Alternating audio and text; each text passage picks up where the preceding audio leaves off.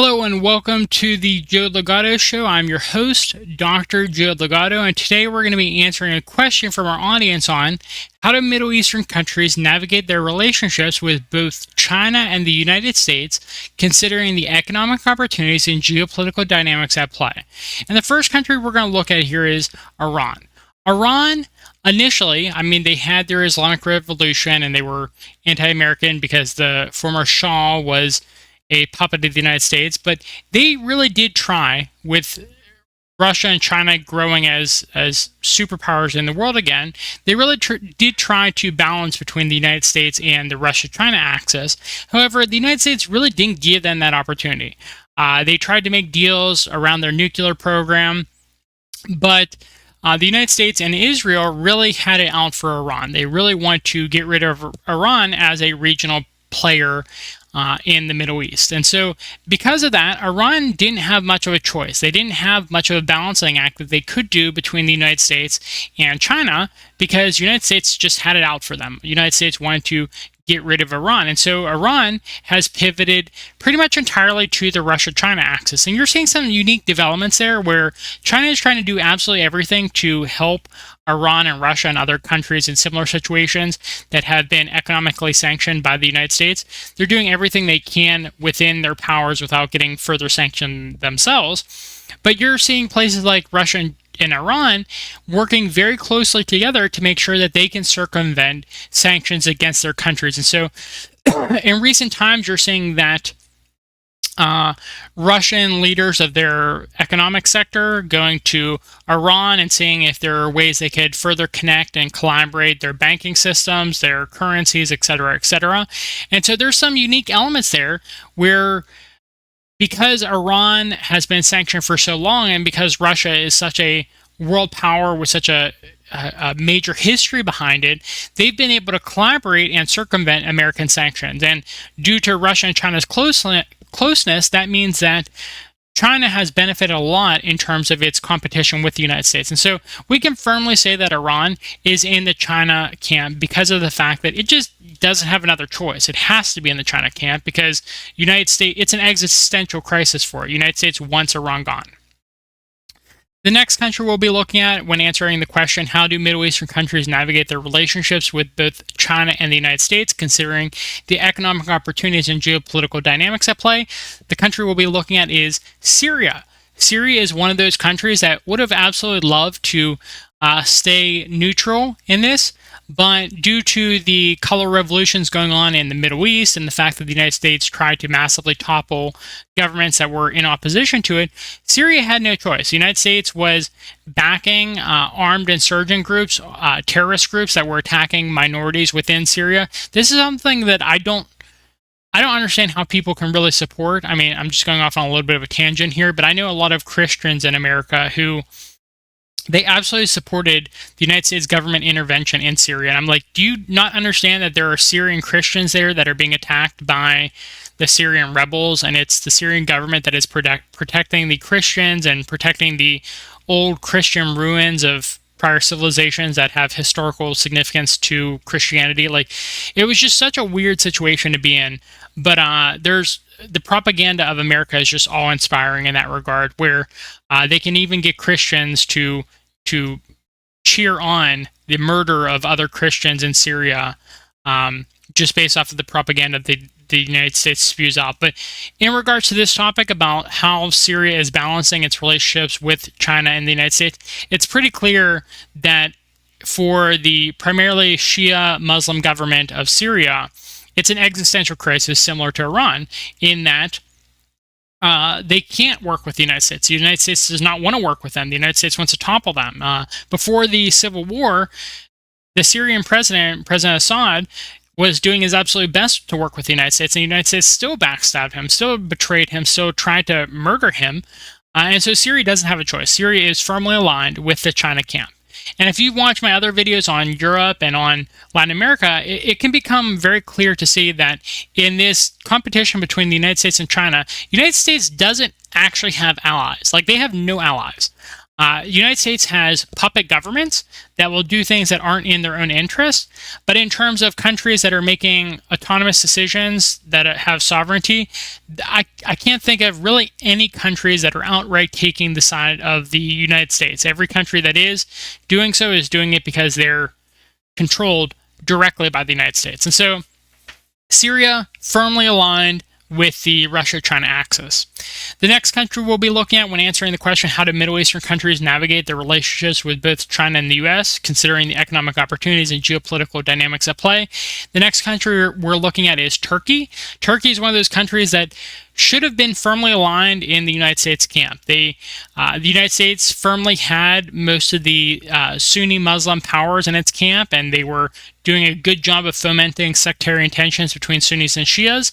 However, the United States has caused a lot of problems in Turkey. The United States has tried to overthrow Erdogan on a number of different occasions, fomenting various military rebellions, fomenting rebellions within like the educational institutions and within the media and entertainment sector of Turkey. They've tried to delegitimize the recent election and install pro-Western governments within Turkey. And so despite Erdogan trying to balance between the Russia-China axis and the United States axis, they don't really have a choice there either. And the funny thing is, Turkey has a lot of historical reasons to not align with Russia. They've been major competitors within that area. And so the fact that Turkey is willing to align itself so closely with Russia just tells you how much the United States has fumbled the situation in that region, the political situation in that region, because by all accounts, Turkey should be a very clear ally of the United States, a major competitor to Russia. But Vladimir Putin is an excellent diplomat, and his team of people are just amazing at their jobs because they managed to align with a historical rival against the United States. And Erdogan, I think, especially after this most recent election, where the United States again tried to topple him, he's going to be even more anti-West at this point. It's becoming obvious to him that the suffering that's occurred due to the Syrian civil war is going to be a burden on Turkey and not on the rest of Western civilization. It's Turkey that's suffering due to the consequences there. And he's recognized that Turkey is never going to be considered a part of the European Union despite his interest in it. And the only reason Turkey is a part of NATO is because they want to use Turkey against NATO's enemies. And they want Turkey to be kind of a meat shield for the United States primarily and NATO as a whole. And so Turkey recognizes that they're really on the bottom of the totem pole there. They're not highly regarded. They're treated extremely unfairly given all that they bring to the table. Turkey has one of the largest militaries in Europe. And so they've done their absolute best to work with the West, and the West has just betrayed them at every turn. And so Turkey is one of those countries that, by all accounts, should have been a solid Western ally, but because of the incompetence of the West and the competence in the East, Turkey is firmly in the camp of China. So there's no real balancing act there, aside from the fact that they are really integrated into the West just based off of historical Cold War ties, and they're trying to decouple as much as they possibly can. The next country we're going to look at when talking about how Middle Eastern countries navigate their relationships with both China and the US, considering the economic opportunities and geopolitical dynamics at play, is Saudi Arabia. Saudi Arabia, like Turkey, is another one of those countries that should have been clearly in the American camp. Saudi Arabia had a pretty good deal going on where they would trade oil for US dollars, and they would only trade in US dollars, right? And so that's where the idea of the petrodollar came from, and that's how the United States backed up its currency after decoupling from the gold standard. Well, Saudi Arabia has been treated extremely poorly, and they recognize that the United States is not a reliable ally. They betray their allies at every opportunity, and they've talked about how they really do want to intervene in Saudi Arabia, and because they say there's a humanitarian crisis, there's humanitarian concerns there, and that's what the United States says every time whenever they want to do a coup against a government, make sure to install a new, better puppet government. And so MBS, the current leader of Saudi Arabia, understands this. He understands that the United States is not a reliable ally, and so they've made the very tough decision, but I think the very smart decision of pivoting towards the Russia-China axis, and they're starting to trade oil for Chinese currency, the yuan. I don't know how to pronounce that exactly, but the yuan. But they're willing to trade. They decoupled from the United States. That petrodollar was a huge deal. And so at this point, it's become obvious, not only does Saudi Arabia want to join the multipolar world because they're interested in joining BRICS right now, but decoupling from the petrodollar, going back on that deal, shows that Saudi Arabia is very serious. They're not doing a balancing act. They don't want a balance between the United States and China. They understand the wind is blowing entirely in China's favor. And so they're firmly in the camp of China now. And that's something that a decade ago, I don't know anyone who would have said that would occur. It's really a shock that it did occur. But Saudi Arabia understands what's in their interest. And they understand that oil as the primary energy source is not going to happen for the rest of humanity's existence. And because of that, they have to diversify their economy. They don't have too many natural resources, and they understand that China providing infrastructure, providing potential jobs for Saudi Arabia, potential alternatives to diversify their economy is going to be hugely important. Whereas the United States, they only want to use Saudi Arabia for oil, and then they're going to be completely happy abandoning Saudi Arabia when oil isn't as important of a energy resource. And so Saudi Arabia understands that. They understand that the United States does not keep allies that aren't useful to them. And so they're pivoting. They're doing what is in their own interest, and luckily they're a sovereign enough country that they can actually do that. And the last country we're going to look at here in regards to how do Middle Eastern countries navigate their relationships with both China and the US, considering the economic opportunities and geopolitical dynamics at play, is Libya. And I know technically speaking, Libya is not a part of the Middle East, it's part of North Africa, but we do consider it a part of the greater Middle East, and because it is a Muslim country, it's very heavily connected to the Middle East. So we'll be talking about it with the rest of the Middle East here. And Libya is such a sad situation. I think it's worth taking a moment to just kind of like a moment of silence for this country, just because it's suffered so much. So Libya became an open air slave market after Gaddafi was overthrown. They told the people of Libya that you'd be much better off without the Libyan leader. But actually, Libya, which used to have one of the highest living standards in all of Africa, and where their leader was highly regarded in the African Union and a very well-established leader, Libya, their leader Gaddafi was even trying to work with the West. He was establishing closer and closer ties within the preceding months, or the preceding years, before he was overthrown. And so you can kind of see with the Libya example, even more than the Syrian example, where you have a leader who has made amends with the West to a very large extent and was trying to work with them as much as possible.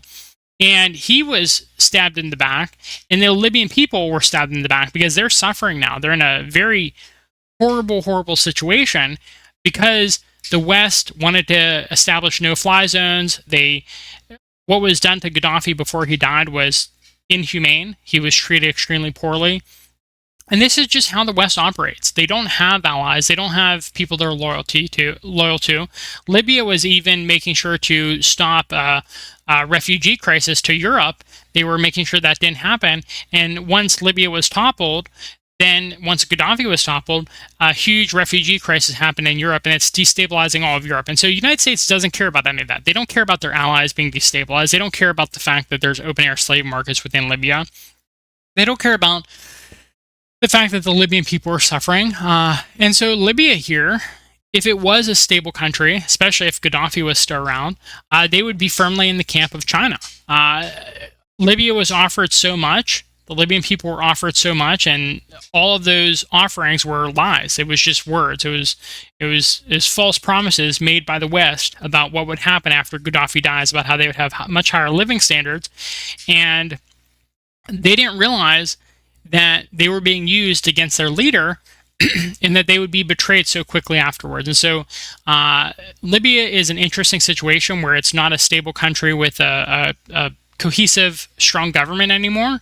But if it did have it, I believe it would be firmly in the camp of China, because it has the memory now of what happens when you align with the United States. And that's something to be clear about here.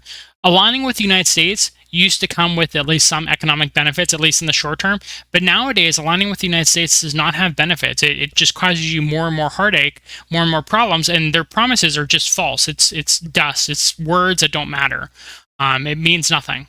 And the United States just wants you to forget about that. It wants you to forget about what it tried to do to Syria and what it actually did to Libya.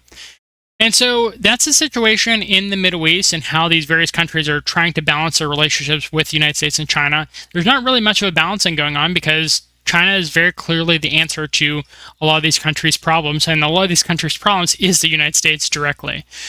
So if you liked my commentary on this question, please like this video, and if you want to hear more from me, please subscribe to the channel. And if you have any questions, concerns, comments, please comment on the video, and I read all of them. And if it's a question worth talking about on air that I want to go into a lot of detail about, I will make a further segment on it, just like this video. And so please comment as much as possible. I'm always interested in what people have to say and how I can improve upon things. So thank you for your time. We'll be back with more segments and live streams in the future, and I hope you have a good rest of your day. Bye.